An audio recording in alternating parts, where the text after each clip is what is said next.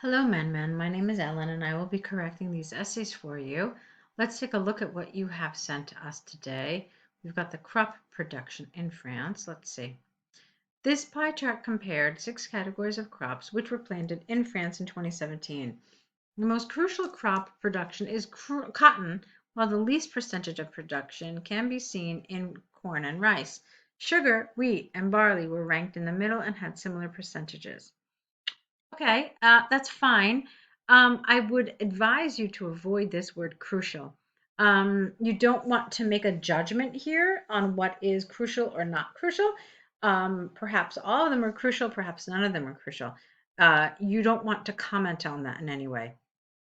Instead, you want to say that the highest production was of cotton, okay, or was cotton, and that's fine. All right, let's continue. Cotton occupied 34.4% of total crop production. It was over 20 times that of corn, you're missing a word, which only saw 1.7%. Sugar, you don't need the here. Sugar, wheat, and barley were 21.4, 20.9, and 18% respectively, which were all around 1/5 of total production. The two most important crops, corn and sugar, dominated the crop production. Mm-hmm. Yeah, not which was over. That's wrong because it really should go over here. Let's try it again. The two most important crops, corn and sugar, dominated the crop production, totaling over 50% together. That would have been good. The two, not minorities, that doesn't really work here in this context. The two least produced crops, corn and rice, comma, only had around 5% in total, which was less than 10% of the two majorities. I don't understand that. And the main source of carbohydrates, like corn, rice, and wheat, only saw around 25% in total. Among those three, wheat had the largest percentage. All right, I don't entirely understand the purpose of this last paragraph. Now, I understand that this pie chart is rather difficult because it has so little information to work with. That occasionally happens in IELTS. I know we're used to seeing a lot of these tasks where there's a lot of information to cover. Well, occasionally there are tasks where there's not a lot of information to cover. And so in these instances, you really need to know how to extend your response. There were a few things you could do. For example, I felt that this here was probably not a great way to utilize half of your data.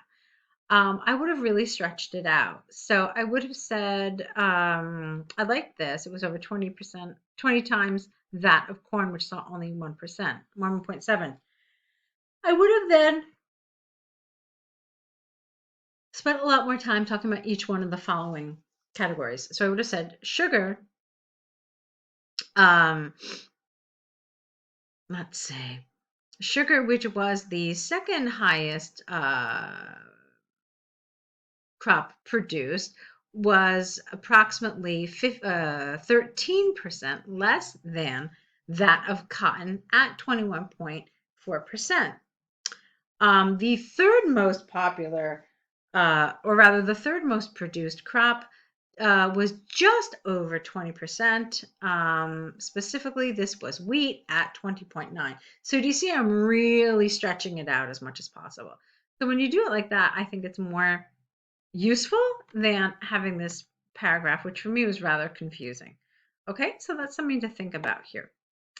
Let's take a look at this essay about employees, if they should switch jobs or stay in the same for their lifetime. Let's see what you wrote here. While some people think employees should follow their career paths and not try to change them, others with a different opinion insist they should change their jobs more than once during their lives. In my opinion, both arguments are incorrect. Whether people should change their careers depends on what kind of job they do and what kind of person they are. Lovely. I like that. Let's see what you wrote. For some kinds of jobs which require high specialists, it is better to stay in the same job and have more experiences to become an expert.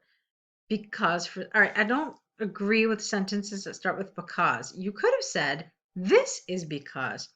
For such kind of jobs, having professional knowledge and skills will give people better job security and higher salary, not more salaries, and higher salaries. For example, doctors or scientists who do fundamental research will have good reputations if they become experts in one specific area and have more experience dealing with issues in this area. Moreover, they could get significant rewards when they become famous in their focused area. The other reason for supporting the argument about sticking to one job is the difficulty. I would have said in switching, the difficulty to switch. Okay, fine. The difficulty to switch job for employees who have limited knowledge and skills. Okay, what do you mean by that? Why do they have difficulty? You need to develop it a little. On top of that, they may also prefer more stable lives rather than taking on more challenges. Okay, I still think you should have developed this because I don't really know who you're talking about, like what kind of profession. So I would have liked more information about that. Okay. You don't want to start a sentence with unless you mean except for. Let me think about this. What are you trying to say here? But for some jobs requiring combined knowledge and broader skill set to. All right, I think you mean however. Let's try it with however. However, comma, for some jobs requiring combined knowledge and broader skill sets to move up the ladder, switching jobs more than once is a better choice. For example, to become a financial analyst, valid accounting knowledge should be necessary. And besides that, some data analysis skills should also be beneficial. I wouldn't have said should. It's not should be necessary, it's are necessary, and they would be beneficial. Nowadays, more and more jobs prefer complex background candidates. That's awkward, okay? You should have said prefer candidates with complex backgrounds, especially for senior level management positions. It is not usual to choose someone focused only on one field. In addition, some people who have broader interests and are not afraid of changes are willing to try different jobs. Moreover, they become creative after gaining different experiences in different fields. For such employees, it is better to allow them to try various jobs rather than to limit their choices. All right, lovely. In conclusion, for highly specialist jobs, becoming an expert is better than switching to other careers in the middle path. However, for other jobs requiring combined backgrounds, employees should try to gain various experiences and switch careers more often. Which is a better choice should depend on the job's characteristics and the people's personality. Lovely. I like this. I thought you did an excellent job with this. You can see that it flowed really easily. I didn't really struggle in many places, just in a few. But I thought it read really well. I thought you developed really nicely.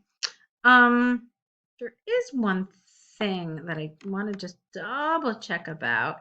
I do kind of feel that you use some of these linking words maybe a little more heavily than I would like. Let me show you. So you've got, for example, moreover. So that's all right, on top of that. And then here you've got nowadays, moreover, and for example. All right. Yeah, it's all right. What we want to avoid is we want to avoid having these words in front of every sentence or like every other sentence. You didn't really do that. I was a little concerned about it at some point, but no, I think it's fine. But just keep in mind you don't want to include these linkers, these we call them front position linkers in every sentence. So limit them when possible. So yeah, I think this is a great set. I'm very excited. I know that we have about 20 essays that we're going to do together. And so that's really exciting. I'm looking forward to helping you improve. Okay, so good luck to you.